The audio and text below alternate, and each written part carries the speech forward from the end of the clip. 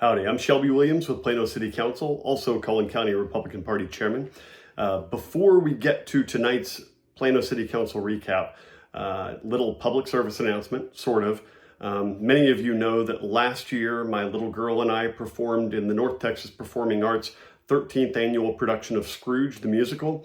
This year we are pleased to announce we are going to do it again. It was freaky fun last time, so much fun that we couldn't stay away, so we're doing it again.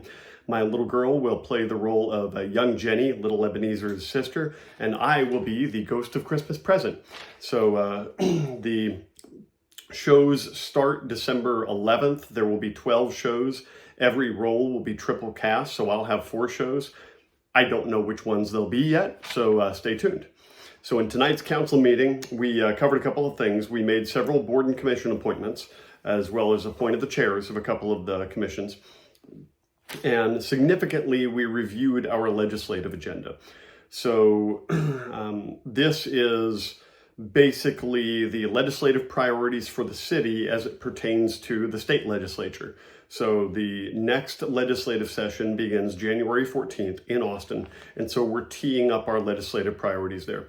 If you have been watching this regularly and listening to me, then this should come as no surprise that we are championing legislative reform related to DART, Dallas Area Rapid Transit. A week and a half ago, I led a meeting at which we invited representatives of elected officials from all of the DART member cities, as well as the DART board. And so we covered several of the things we've been doing for the past several years with DART, trying to work toward DART modernization and reform, as well as what we are asking. So I'll preview part of that right here in our legislative agenda. So we're basically looking for 4 key things from the legislature. Now, DART was created by state law, state statute back in 1983.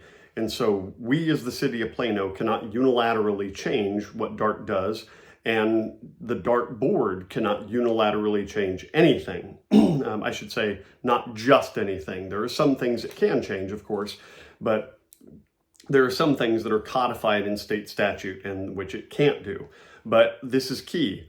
We have been asking since 2020 for simple financial transparency, and DART has not wanted to do that until we finally, after 2 legislative sessions, got enough momentum to get a study conducted by Ernst & Young that was meant to look at how much was actually spent by DART in each city versus how much each city was contributing. So by virtue of being a DART member city, cities fork over half of their sales tax, so 1 cent of the sales tax. The state of Texas charges 6 1/4 cents sales tax. Municipalities have the option of an additional 2 cents. Half of that, 1 cent, goes straight to DART. In Plano, that was $114 million in the last year. If you know, you know. That is larger than our entire public safety budget and our economic development budget combined. Irving's mayor put this succinctly in that meeting we had a week and a half ago. I hadn't thought about it in these terms, but I did the math for Plano, and it holds true for us as well. Every man, woman, and child in Plano is paying about $400 a year into DART. So for the average family is paying about as much to DART as they are in property taxes.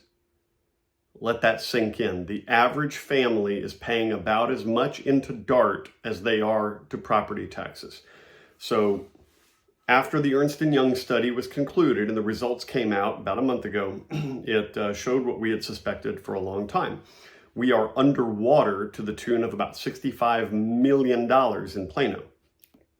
Now, what we have been advocating for a long time is a system that people want to ride and that cities want to be members of. No new cities have wanted to join DART for 40 years. That's a marketplace response to the challenges that DART faces and the deficiencies of the DART system. Fewer people even want to ride DART. That is a marketplace response. The proof is in the marketplace reaction.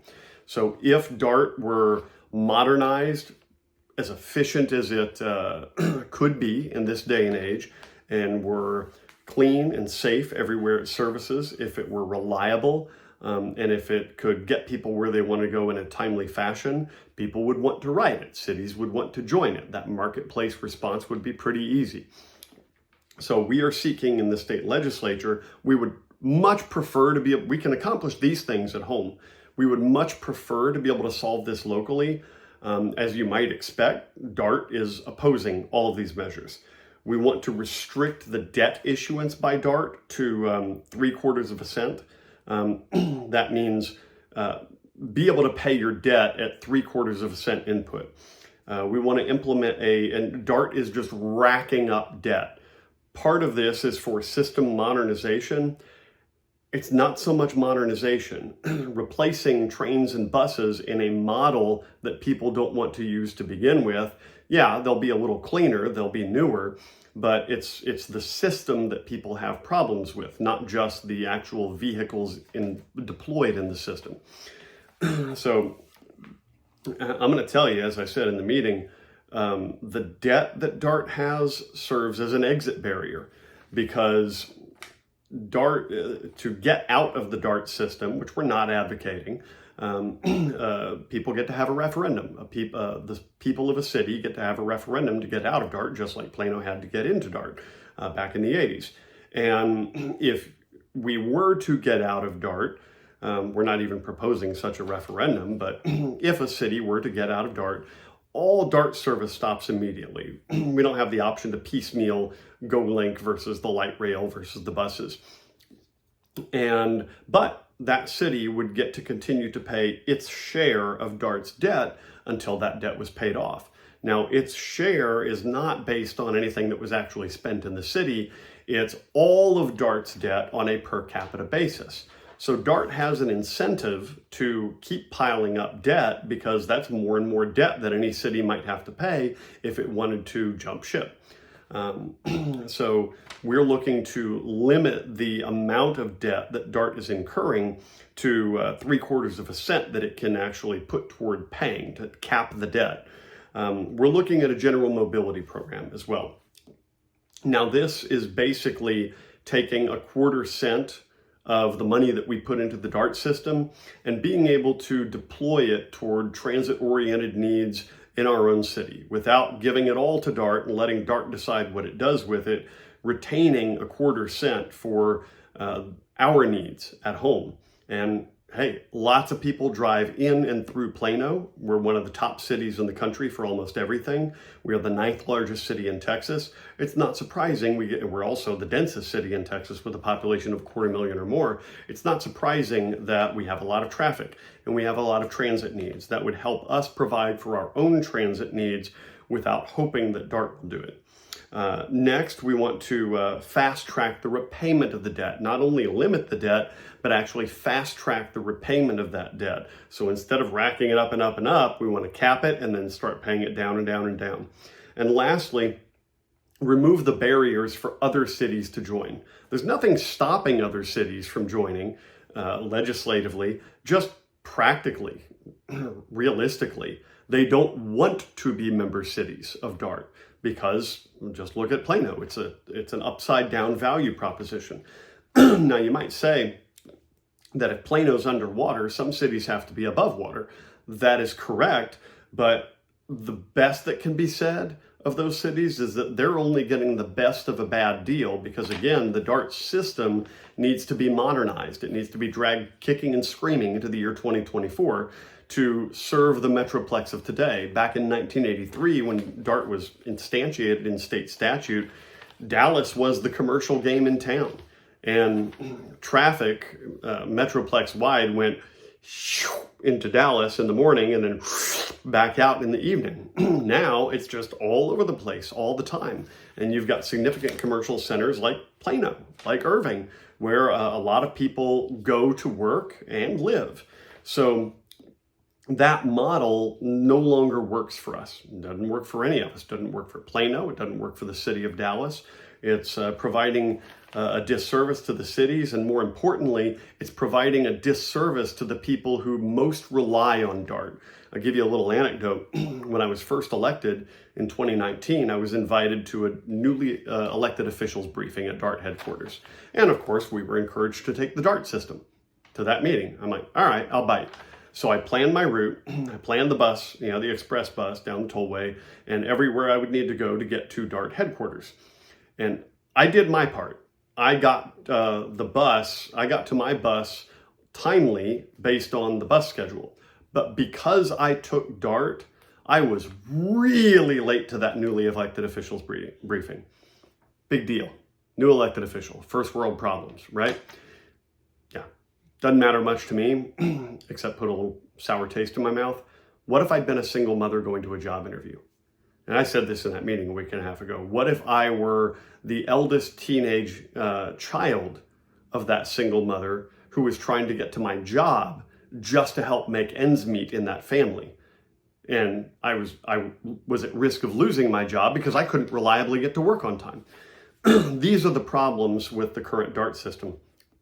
So that's why we're teeing all this up to go to the state legislature next month. Well, not next month, in January, sorry. And try to enact these reforms, which again, we'd love to be able to make happen locally, but we've got to get DART to play ball, which they are not. So you may have read the back and forth in Dallas Morning News. We're also going to look at additional reforms to public facility corporations. I spoke about this last year. There were some abuses, I'll say, taking advantage of a loophole in state law that allowed a public facility corporation, like the Plano Public Housing Corporation, to assume ownership of an apartment complex and disappear it from the tax rolls completely, the property tax rolls, because it is now owned by a public facility corporation and could own it for up to 99 years. The land and improvements would be owned by the PFC, but the proceeds from that, the revenue stream, would keep going to the property owner, or if it was a development, to the developer, most of it, which is not the purpose which it was intended to be put. Moreover, it was required to, quote unquote, reserve a certain amount of apartment units for families under the area median income. But there was no enforcement mechanism, and it didn't even define what reserve meant. So this was a bad deal all around. It got plugged. That biggest hole got plugged in the state legislature last session. However, not before $2 million a year worth of property taxes was just completely disappeared from the Plano tax rolls. Much more than that for Plano ISD, because of course the school district takes most of your property tax bill. But there are still some challenges that we are seeking to plug up in the state legislature next session. Next, we're looking at qualified hotel projects. There's actually a piece of legislation that allows for basically a sales tax remittance to certain qualified cities to promote hotel use and hotel occupancy. And so you have to actually be a named city on that list. And so we meet the criteria in terms of size, revenue, and everything. So we're trying to have our names added to that list. And lastly, I asked for this as well tonight. I shouldn't say lastly, these are the highlights of our legislative agenda, but because of the challenges of a rapidly growing North Texas, I've asked that part of our legislative agenda be to join on to efforts to shore up water and energy reliability in the state. We then moved into, I did ask for an item to be added to our agenda, a future agenda. This was brought to my attention last week. There was just a simple schedule that the city of Plano published for our trash pickups. There were several holidays listed in which we would not be doing pickups for trash or recycling. Thanksgiving, Labor Day, Thanksgiving, New Year's, Martin Luther King Jr. Day. December 25th was on there as winter holiday. So thank you to a friend for bringing that to my attention. I asked that we consider, we put on a future agenda to talk about our terminology and the level of political correctness that we're infusing our terminology with. And Councilman Riccadelli also brought up, and I seconded, to discuss enforcement of our boarding house ordinance, which has been on the books for decades. So we moved on to a couple of zoning requests. One I thought was a pretty cool concept. This is to develop one of the very few actually both of these are for undeveloped land. Well, part of the very, very little land we have left undeveloped. But this was for climate-controlled storage units for cars. So it's basically for a car club concept where car owners can lease garage spaces as dual garage space to keep your car in. We're talking like Lamborghinis, Ferraris, really super duper high-end cars, and also to hang out in as a car club community. So the concept is for indoor garage spaces where you actually have a garage door on a couple of places on the facility where you drive into it, and there's an indoor car track and a separate indoor walking track where you can drive into your garage, and then there's a little terrace in there that doubles as a hangout spot, and you can just hang out with other car enthusiasts. And then there's an open area in the middle of the entire complex where you can actually conduct outdoor car shows. So I thought it was pretty cool. That passed 6-0. We had a couple council members who were unable to be at tonight's meeting. And the next and last zoning request we had was essentially for a land swap between My Possibilities and the North Texas Food Bank. So this was, again, a tiny piece of undeveloped land between the two. And this was a rezoning for light industrial 1, which that area used to be zoned. Now, this did not actually conform to the comprehensive plan we passed a couple years back, basically because of the future land use designation. It was zoned or considered that it would be appropriate for commercial corridor, but we entertained and ultimately passed, I'll skip to the punchline, the light industrial 1 designation because it's going to be an extension to the North Texas Food Bank to be used as a distribution center. So because of this, and it was noted that retail would already be considered an allowable use under the current zoning, under the comprehensive plan, but because it was to be used as a distribution center, that necessitated the shift to light industrial 1. Now that kind of speaks to a need to take a look at our zoning categories in this day and age as it is. We're already going through a subdivision ordinance rewrite.